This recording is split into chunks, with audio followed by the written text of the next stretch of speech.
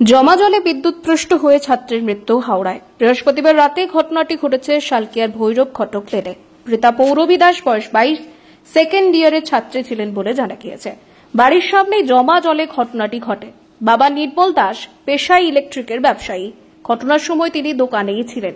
মেয়ের দুর্ঘটনার খবর শুনে তিনি নিজেও ছুটে আসেন। তিনিও বিদ্যুৎস্পৃষ্ট হন। এরপরে তিনি প্রাণে রক্ষা পেলেও মেয়েকে বাঁচানো সম্ভব হয়নি।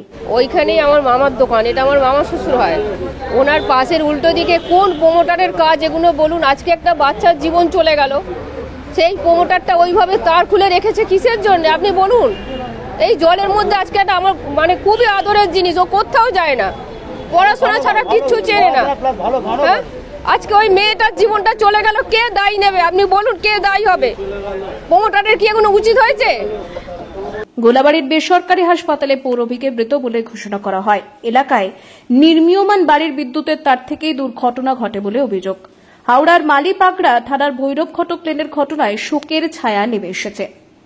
এদিন খবর পেয়ে ছুটে আসেন উত্তর হাওড়ার বিধায়ক গৌতম চৌধুরী। তিনি জানান, ওই বাড়িটা ডেভেলপ হচ্ছিল, ওই বাড়িটার বোধহয় কোনো কানেকশনের লাইন কাজ হচ্ছিল।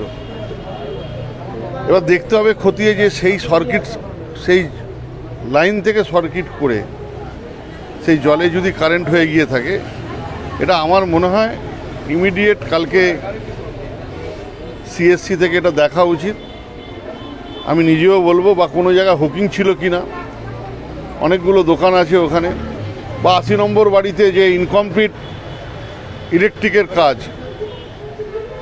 সেটাও দেখার ব্যাপার আছে। জল জমে ওখানে, এটা বাস্তব, এবং 3 দিন লাগাতার বৃষ্টিতে আরও বেশি ভয়ঙ্কর জল হয়েছে। এবার দেখতে হবে যে কারেন্টটা কেন হলো। এটা অত্যন্ত দুর্ভাগ্যজনক ঘটনা, অত্যন্ত আমাদের কষ্ট দিচ্ছে। এটা তার বাবা মার এই যে চলে যাওয়া বড় মেয়ে, এটা কেউ ফিরিয়ে দিতে পারবে না। মেয়েটি অত্যন্ত ভালো গান করে, অত্যন্ত ভালো লেখাপড়ায়, সে কলেজে পড়ছে। এটা অত্যন্ত ভালো দুঃখজনক ঘটনা। তা আমরা চাই যে, আমিও নিজে চাই যে সিএসসির কোথাও গাফিলতি আছে না, এলাকার কোনো দোকানদার বা কোনো গুমটির কোনো গাফিলতি আছে না, 80 নম্বর বাড়ি যেটা ইনকমপ্লিট ইলেকট্রিকের কাজ, সেটার কোনো গাফিলতি আছে। সন্তানেরা বাবা মা, সে আর সন্তান পাবে না, কিন্তু বিচার চাইবে। আমরা দেখব ব্যাপারটা।